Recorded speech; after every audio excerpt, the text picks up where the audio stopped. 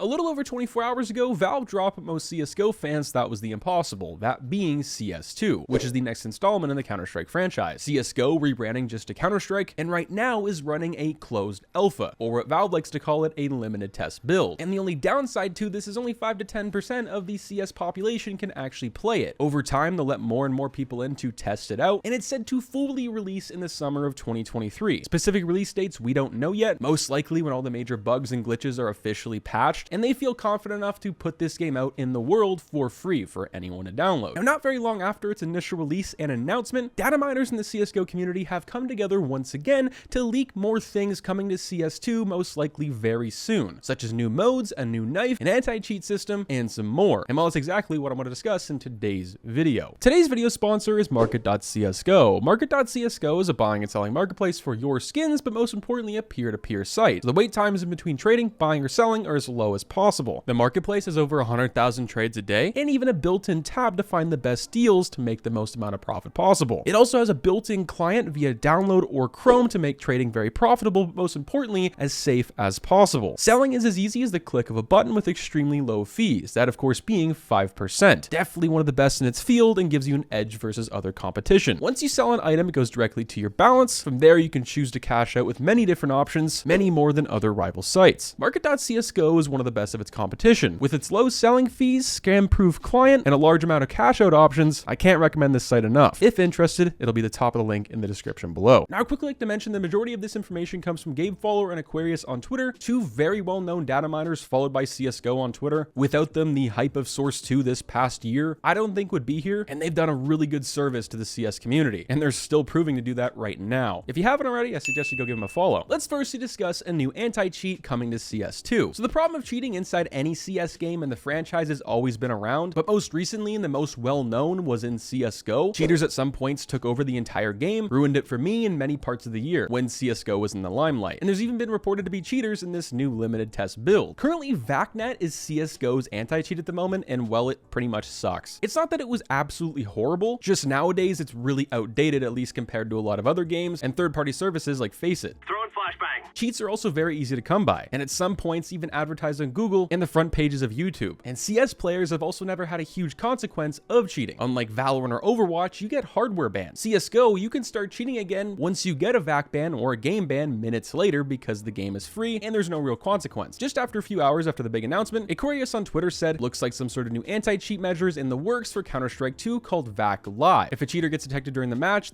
will be canceled, which that itself sounds promising, but my hopes aren't extremely high at this moment. Now, I followed up with another tweet saying the strings containing rematch are not new. Rematch feature was removed from CSGO back in 2014 for whatever reason. Now, what this looks like to me, and from the rumors and for an example, Richard Lewis's article on Source 2 weeks before its release, we're gonna get a matchmaking overhaul, but also a new anti-cheat. Since it's such a big issue in CS, mainly because now it's a free-to-play game, it's so accessible to cheat as well. VAC Live somewhat sounds like a VAC 2.0, so take that as you will. Now, this, alongside many other features, have been revealed from Valve that we're not gonna see them until the full release. They said in their big blog post to Source 2 that there's many things to come, and we're just getting a small glimpse and sneak peek of what's actually to fully release. Just when we thought we couldn't get more overwhelmed by CS content, Aquarius also followed up later that day. Since Source 2 supports iOS and Android, Counter-Strike Mobile actually might be a real thing, which this is pretty crazy. My thoughts of CS coming to an iPhone and Android, a tablet, would definitely make the game a lot more accessible. I feel like they'd have to have obviously a different matchmaking system. Would your Steam account carry over? I'm not sure. I would assume so. But for the skins market, just by thinking of this right now, it would make things go literally to the moon. You take Fortnite, PUBG, any big mobile game that has released that has microtransactions in it, I can just imagine CS cases, players would be opening them up on their phone 24/7 because it just comes right out of your pocket, which that could come with a load of problems down the line. But that's not something to touch on too much because we don't even know if it's real. Now, as it stands for CSGO maps getting ported over to Source 2, well, they've all been ported over and they look just amazing. Baggage and Office have seen ports. Baggage has seen a remake once again. Shoots also have seen that, which many people will remember that from being an OG map in CSGO when it first released. A lot of people have a lot of nostalgia behind that. And Shorts